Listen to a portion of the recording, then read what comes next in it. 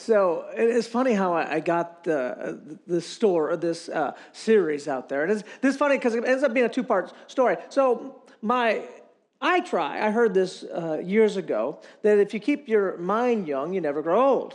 And so I made it kind of my purpose in life. One of the things that I very am conscientious about is trying to keep my mind young. And so I'll play chess and strategy games, right? That's one of the things that I like to do. Sudoku, anything to kind of keep my mind active, and reading books and doing those things to kind of keep my mind active. And the second thing that I do is I'll never get to the place where I don't understand new technology. I don't want to be that person that's like, I don't know how to do the phone dangle thing, real. And you're like, it's a DVD player. You can learn it. It's not the hardest thing in the world, right? I want to always be able to do whatever technology is up there, be up to date. I'll be 110 years old, and I'll be able to operate the flying car or whatever is going on at that time.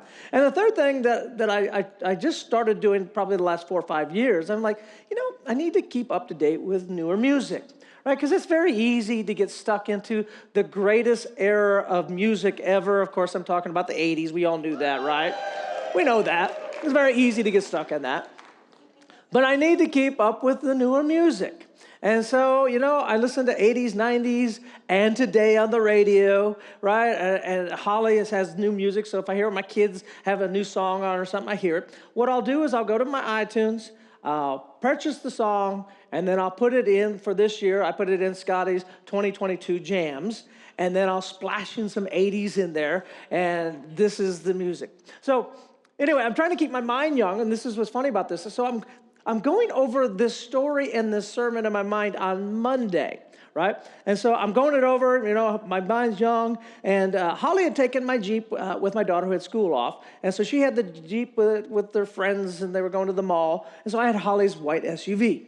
So for whatever reason, I'm going grocery shopping. So I go down to Albertsons. And another thing you have to know about me, I always park in the same aisle. If you walk out of any store and go straight, my car will be in that aisle because I'm not going to look for my car. I always know it's in this aisle. Whatever store it is a very simple thing that I do. Please don't copy me because there'll be no spots in that now. So this is my thing. And so I parked the car. I went into Albertsons, got all the groceries, and I come outside. And, of course, I walk right down the aisle towards where my car be, and my Jeep's nowhere. I'm like, where's my Jeep?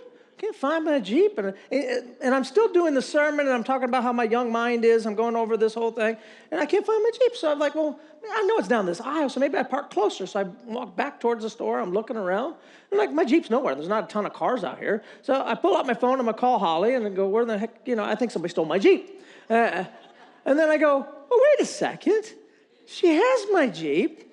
I drove her car. And then right in front of me was her car. I'm like, oh, there it is right there. And so I go over and I go to undo the thing, and it doesn't, and it's supposed to be auto you have the key fob in your pocket. It's not working. I'm like, well, why is it locked? So I pull the key fob out, and I double click it to open the trunk up, and I hear it go boop, boop, boop. All right, and so it's opening. So I go to grab a bag, and it didn't open. I'm like, what's going on? Now, remember, I'm still going over my sermon during this time, so I'm going over my teaching. So I'm like, that's fine.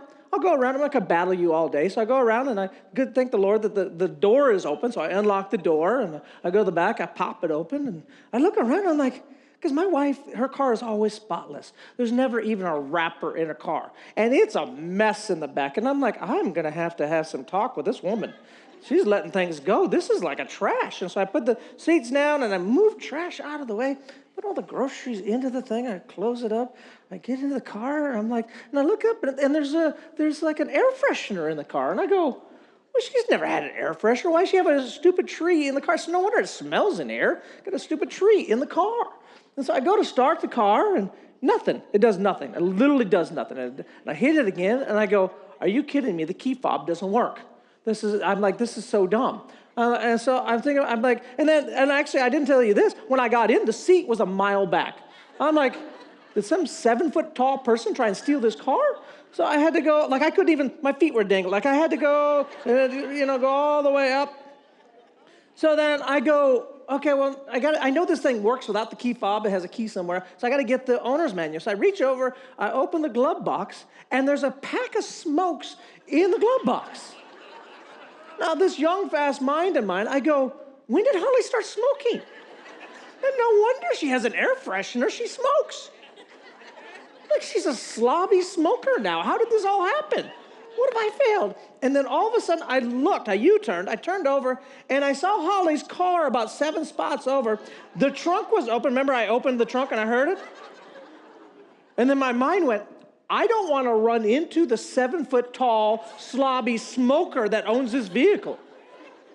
I let out a scream, and I jumped out of the car. I got all of my groceries, threw them in the thing, closed the trunk, went over to the car, and then I thought to myself, I was driving home, I'm like, somebody's going to have like a moment, Goldilocks moment, where they come to the car like, who's been putting my seats down?